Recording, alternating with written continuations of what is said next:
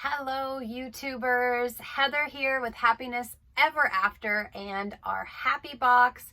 We are on the month of changing perspective. We are finishing up week 3, and I'm going to give you the overview for week 4. If you don't know me, if this is your first time here, I am a happiness and health coach.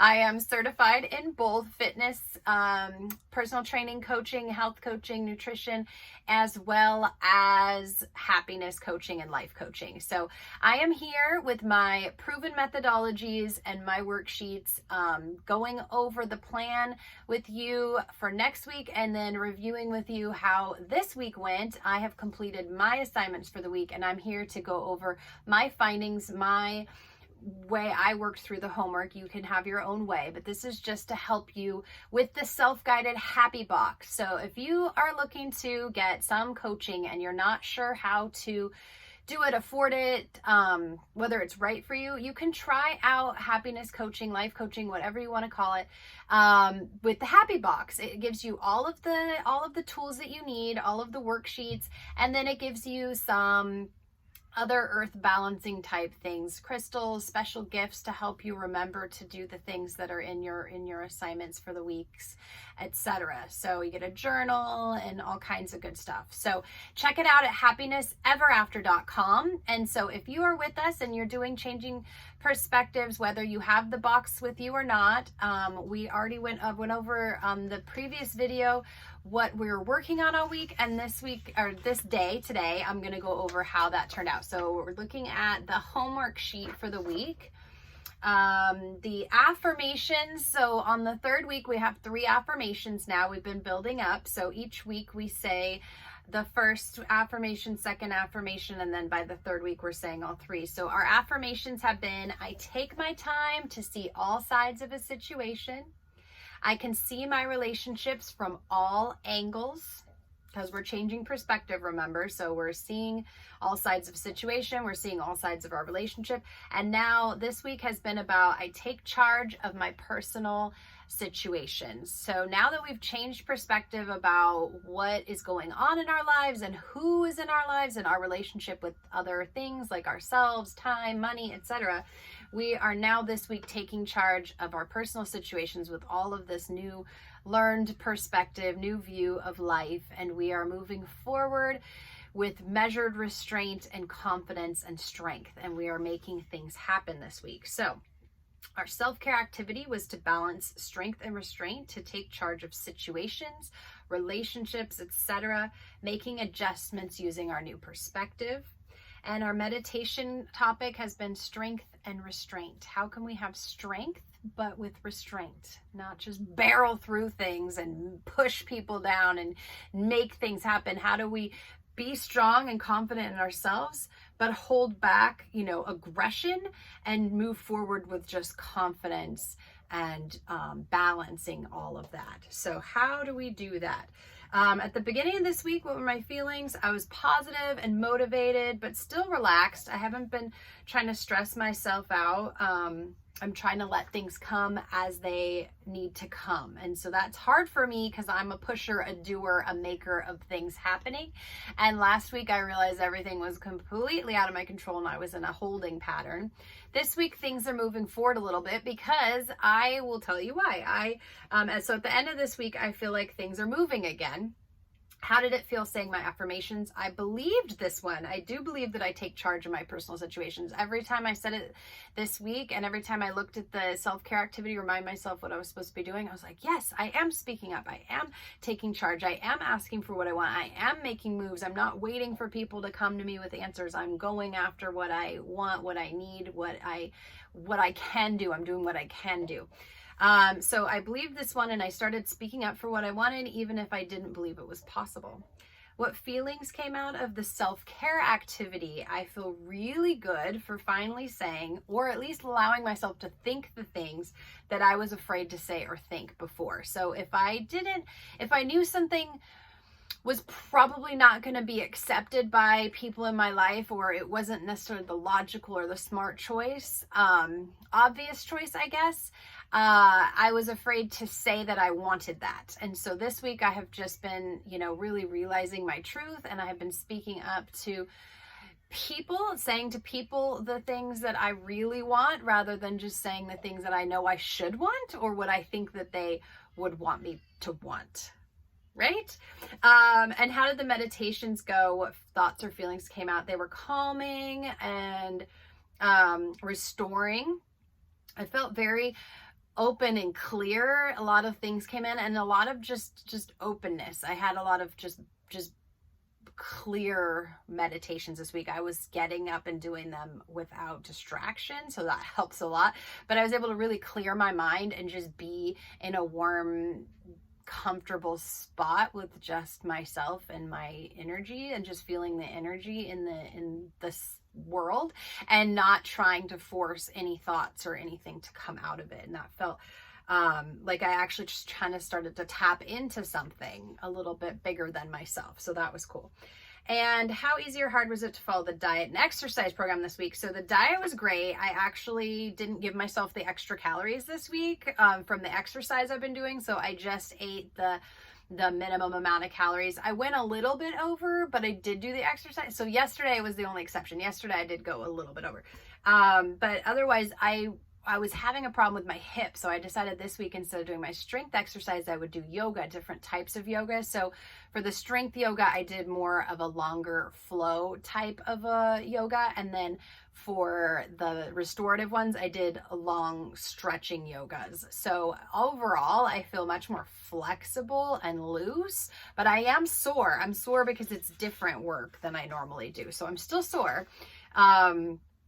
But I feel like much more flexible, and my hip is doing better, I think. I'm probably going to do another week of that, the yoga type stuff. So on the journal highlights sheet, we have our journal topic. How can you take charge of your vision? Now that you've seen what possibilities are available to you, how can you balance strength and restraint to take charge of your situations?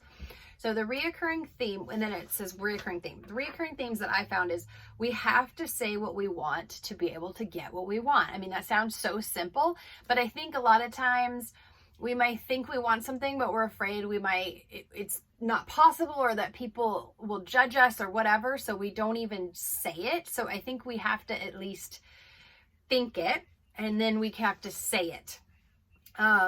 Even more than just thinking it, you have to actually say it out loud, or to somebody that can respond. We don't want to be rejected. We don't want to hear no, but at the same time, if we never say it, we never know how they're going to react. And there's also, because of this perspectives thing, there's a lot of ways to get to the same type of situation that you want. So, for example, I'm going through something where I would like to live in the same city as my person, my boyfriend, my partner, and we've been talking about me moving there, but I don't really want to do that because I have a lot of things set up here, and he has less things set up there, but I didn't think that he would actually want to come here. So I finally had this conversation like, well, I'm willing to do all this. What are you willing to do? And what is our compromise? And we were trying to figure out what a compromise would be in the same city, but maybe not all in the same house, and maybe not, down where he is, maybe up here.